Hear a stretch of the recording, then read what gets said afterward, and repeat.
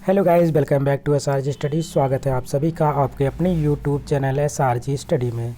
Friends, आपको पता है आज आपका एग्ज़ाम हुआ है विज्ञान विषय यूपी बोर्ड क्लास 10th का। आइए देखते हैं इस वीडियो में किस प्रकार से प्रश्न आपके एग्ज़ाम में पूछे गए थे, और इसी वीडियो के माध्यम से आप अपने आंसर की भी मिला सकते हैं कितने प्रश्न आपके सही हुए हैं। प्रश्न नंबर 1 की बात करते हैं, जो कि बहुविकल्पी प्रश्न है। इसमें से पहला प्रश्न पूछा गया है, किसी वस्तु का आभासी एवं आकार में बड़ा प्रतिबिंब बनाने के लिए हम किस दर्पण का उपयोग करते हैं। पहले वाले क्वेश्चन में दर्पण पूछा गया है, तो दर्पण जब भी पूछेगा तो इसका राइट आंसर हो जाएगा option number B. Option number B is the right answer है। अगर आपने बी वाले ऑप्शन को चुना है तो आपका बिल्कुल सही होगा। 1 नंबर यहाँ से आपके पक्के हुए।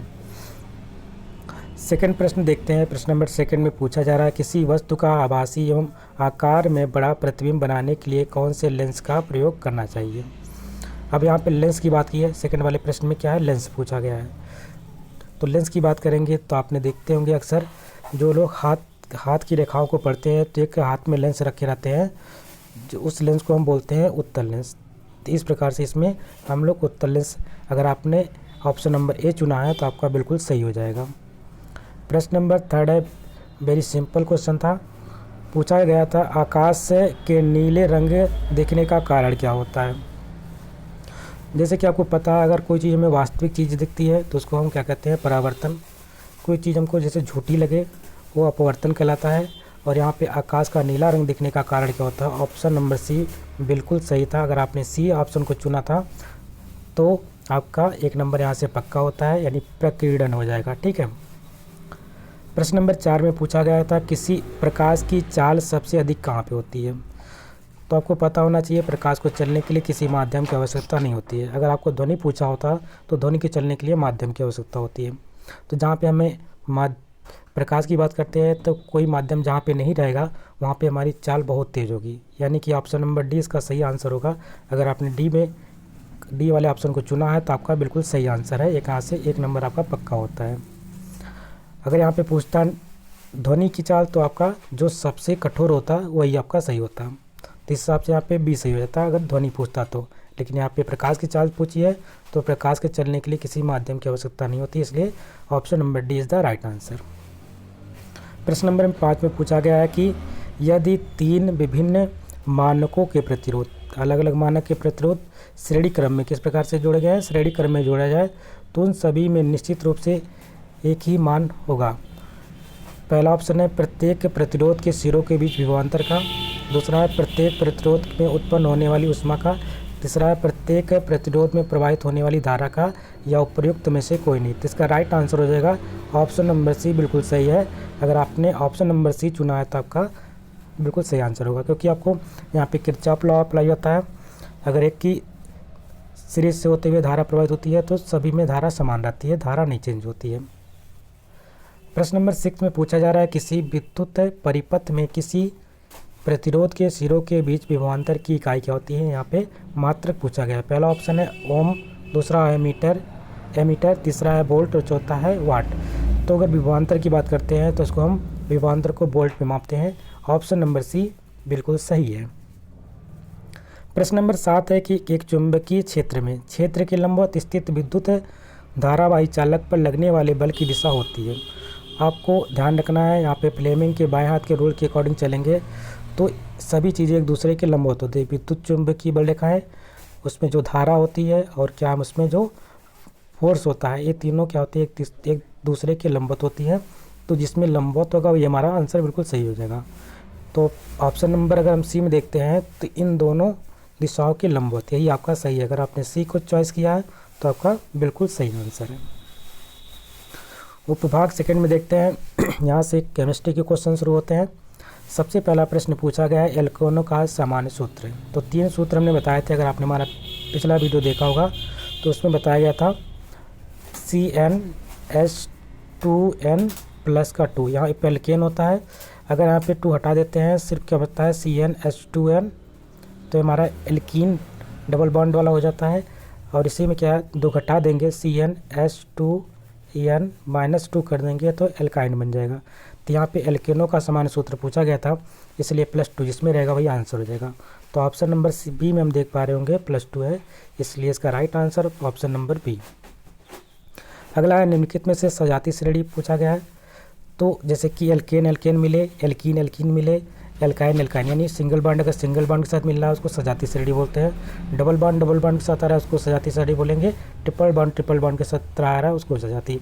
या जो हमारे लास्ट में जो ग्रुप्स जुड़ते हैं, जैसे यहाँ पे CHO हमारा होता है एल्डिहाइड ग्रुप होता है, ठीक है। OH क्या होता है, एल्कोहल ग्रुप होता है, और यहाँ पे एल्कोहलिक ग्रुप है। यहाँ पे C अगर हमारा इस प्रकार दिखेगा, ये हमारा कीटोन ग्रुप होता है। तो फिलहाल आइए देखते हैं, चेक करते हैं कौन सा सजातीय श्रेणी इसमें है। तो इसको हम देखते हैं एल्कीन। यह क्या था, सेकंड बॉन्ड, इसमें डबल बॉन्ड होता है, इसमें भी डबल बॉन्ड देखने को मिलेगा। तो ये तो हमारा एक सजातीय श्रेणी मिल गया। इसमें हम देखते हैं CH3OH, एक में एल्डिहाइड ग्रुप है, एक में क्या अल्कोहल ग्रुप है, तो ये हमारा सजातीय श्रेणी का नहीं है।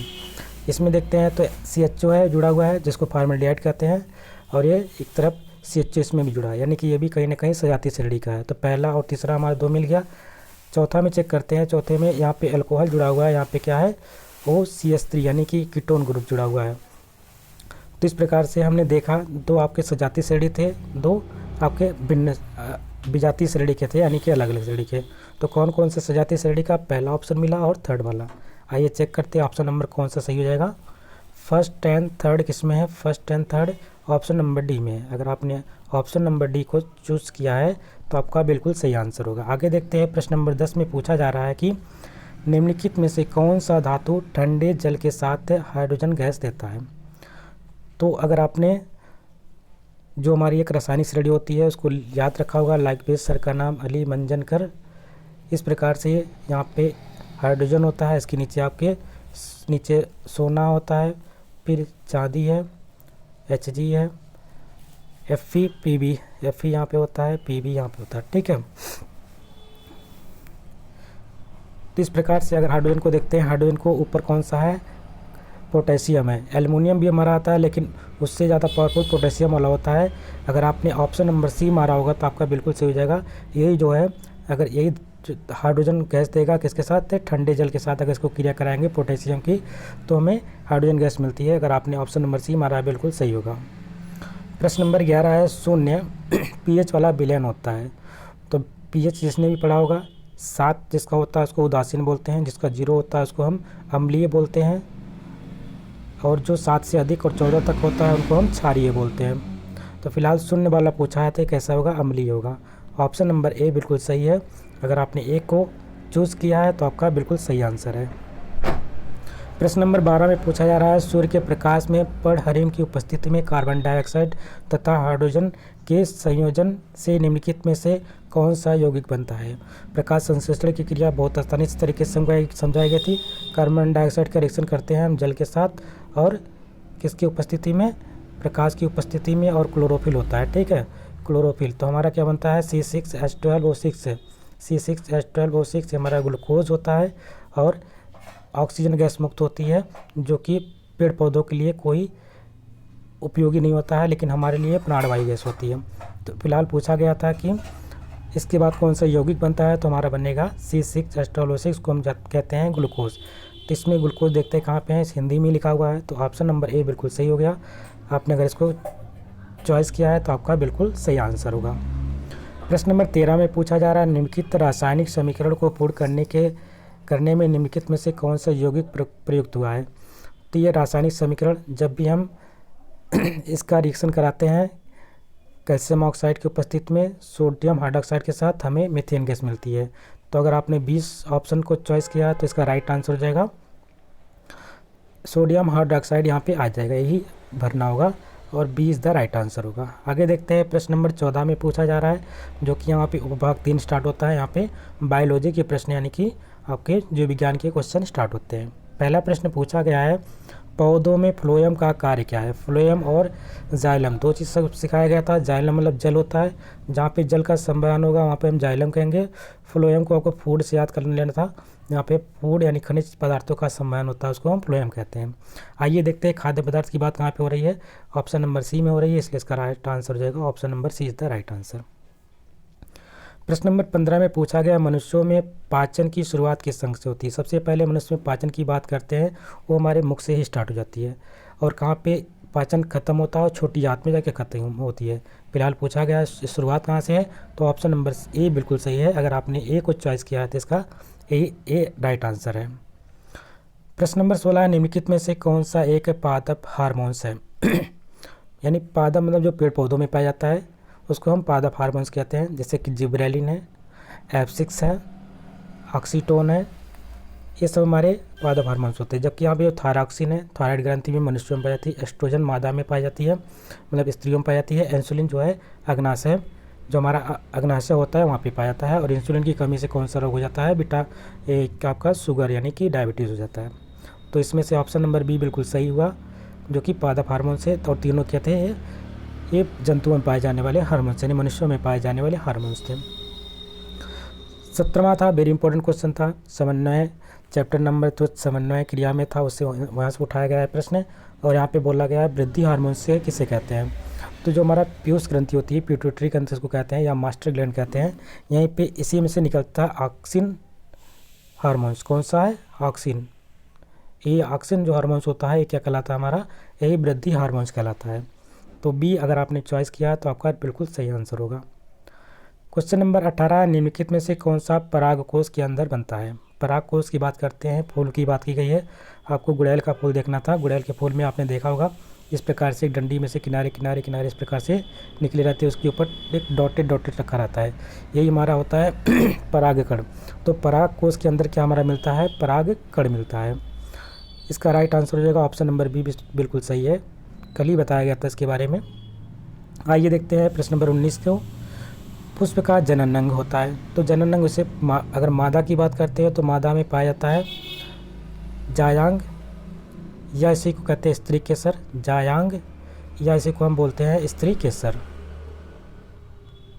अगर पुरुषों में पूछता है तो पुरुषों में हो जाता पुमंग या पुंकेसर, पुमंग या इसी को बोलते हैं पुंकेसर। फिलहाल यहाँ पे किसी का नाम नहीं लिखा था और यहाँ पे पुरुष वाले ने पुमंग ऑप्शन नहीं दे रखा था, इसलिए इसका राइट आंसर हो जाता ऑप्शन नंबर सी जायांग। तो पुष्पों का जनन अंग कौन सा हो जाता है, option number C is the right answer, जायांग। अगला प्रश्न है, लास्ट प्रश्न है जो कि बहुविकल्पी का है। वायुमंडल में ओजोन परत पृथ्वी को बचाती है, किससे बचाती है आपको पता होना चाहिए, वेरी इंपॉर्टेंट है। बैगनी किरणें जो होती है, अल्ट्रावायलेट रेज होती है, इससे बचाती है। क्योंकि ओजोन लेयर किस मंडल में पाया जाता है, समताप मंडल में पाया जाता है। और समताप मंडल के बारे में कल ही बताया गया, इसकी एक शॉर्ट वीडियो अपलोड की गई थी जहाँ पे हमारा ओजोन लेयर होता है और एक पराबैंगनी किरणों को पृथ्वी पर आने से रोकती है। अगर आपने बी ऑप्शन चॉइस किया होगा तो इसका राइट आंसर ये हो जाएगा। और कई बार आपके बताया गया था प्रश्न, आपके एग्जाम पॉइंट ऑफ से बहुत ही इंपॉर्टेंट है। तो जो इस प्रकार से आपके बहुविकल्पी प्रश्न पूछे गए थे, अगले पार्ट में हम देखते हैं किस प्रकार से आपके जो लॉन्ग टाइप क्वेश्चन थे उसको भी समझ लेंगे। फिलहाल ये वीडियो यहीं तक। अगर आपको वीडियो पसंद आए इसको लाइक करिएगा, शेयर करिएगा, और चैनल पे नए हैं तो चैनल को सब्सक्राइब भी कर लीजिएगा। मिलते हैं एक नए वीडियो में, तब तक के लिए नमस्कार, जय हिंद।